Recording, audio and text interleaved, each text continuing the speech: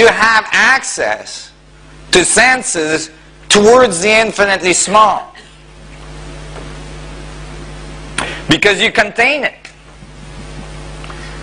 But you know, when I wrote these equations, there was an issue. One of it was like, okay, if everything is different scales black holes, when I presented that to physicists, I got my butt kicked pretty hard. Typically kicked out of physics conference.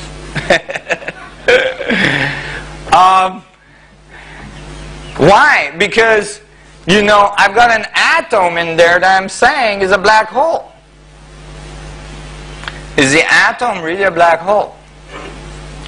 And that brings us to that paper I just published that's so controversial. And I assure you, I'm still dodging plenty of tomatoes and rotten eggs.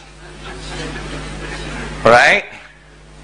That paper is called a Schwarzschild proton, and it's kind of a bombshell. In very simple mechanical equations that I'm going to show you right now, I prove that the atom is a mini black hole. And how did I do that? Well, I looked at it this way. I said, I'm not going to do like everybody else and ignore the density of the vacuum. Okay? I'm not going to ignore the most intense, the most energetic, probably the source of everything, thing that we found in physics. So I said, inside a proton volume, right? The proton is like, let's say you have a simple hydrogen atom, you have a little proton, is the nucleus of the atom. It's very, very tiny in the middle. I said, inside there, how much volume is there? And so I calculated the volume of a proton. It's 10 to minus 39. Depending on which radius you take, it's an approximation. 10 to the minus 39 centimeter cube. And I said, how much of this energy that's in the vacuum is still present inside the teeny weeny beady proton? And I made the calculation, which is pretty straightforward. And the result is 10 to the 55th grams within a proton volume. There's still 10 to the 55th grams inside the volume of a proton. Where did we see that number? The mass of the universe. The mass of the universe. Now remember our assumption, remember our statement? The vacuum connects all things. If that was true, that would mean that you'd expect all the information of every proton in our universe to be present in each one of them. And that's exactly how the math came out. Isn't that cool? This is actually the mathematical evidence, I'll call it for now, that everything is one. Alright? Now, no longer just a concept, no longer a dogma, now it's a mathematical, physical evidence. Like that? Yeah, right on. I thought that was cool. I didn't mention it in that paper. I didn't talk about oneness, you know. Don't want to be too obvious in those papers. I said, oh, you know, this number is evidence that all protons are entangled. Right? You know? If you use physics terms, then they'll listen. And so, this is all nice, you know, this 10 to the 55th gram per proton volume. Remember, 10 to the 55th gram is enough to make the whole universe a black hole. So obviously, if I take all of that as the mass of the unit of the proton, no doubt the atom is a black hole. but actually, how much of that do I need to take? Very little. In fact, if I only use 10 to the minus 39%, a very teeny, weeny, beady little amount of 10 to the 55th grams of energy, the proton becomes a black hole. The atom is a black hole. And so in this paper, in some ways, you could say that I'm saying that the vacuum is feeding all atoms.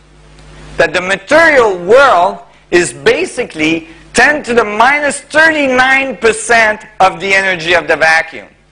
It's just a little beady weedy leak, teeny weeny leak of the vacuum. And it makes up the material world. You all followed this? So imagine if we tap this energy that's in space everywhere, we don't even need to tap anywhere close to 10 to the minus 39% of it. You know, if we tap if we cohere that energy, get it to work with us just a little bit, just a teeny weeny bit, we produce enough power to power our whole planet for thousands and thousands of years. We can produce enough power to create gravitational fields, gravitational drives, travel across our solar system, travel across our galaxy, probably go from one galaxy to another or even one universe to another. We free our society from the bounds of being stuck to the surface of a planet, which is not a really good place to be. Just isn't.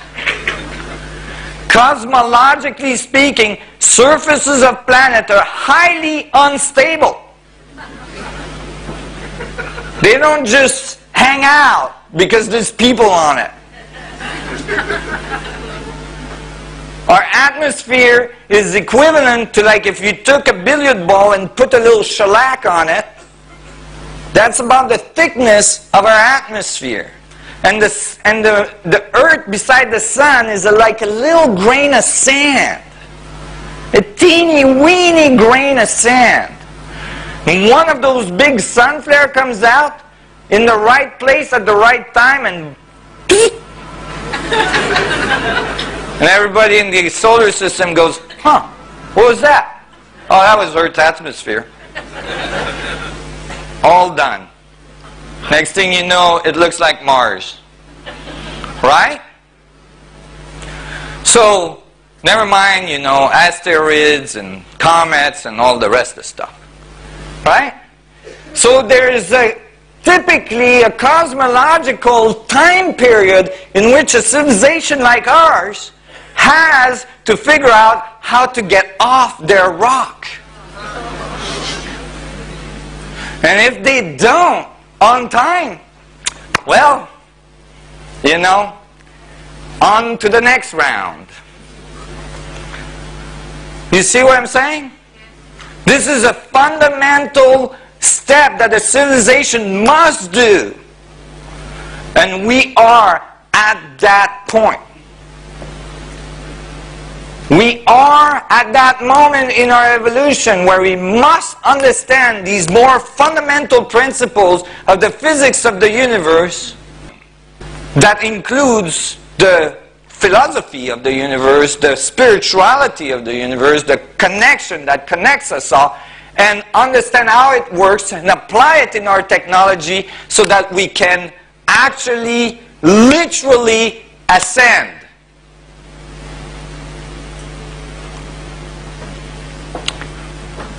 So, after all this rant,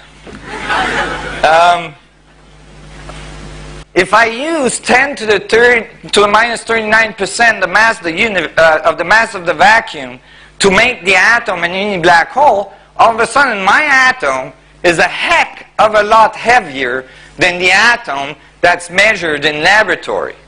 So the mainstream is really not happy with that. You can imagine. In fact, my atom is 10 to the 39 orders of magnitude larger than the standard proton. So, you know, you would think, oh my God, it's got to be wrong, right? 10 to the 39 orders of magnitude wrong. Right? Well, the first thing I did, I said, well, if I'm that wrong, this, you know, it shouldn't work in a scale. So I took a scaling law. This time I took the mass against the radius, and I put all the objects in the universe I could find, you know, universe, this is the Planck's mass, the Planck's distance, and then, you know, galaxies, quasars, the sun, the earth, pulsars, and this is the Schwarzschild proton, this is the black hole proton, and this is the standard model proton. So, you know, this is straight off data. This is not really debatable. Obviously, this data point is in the wrong place.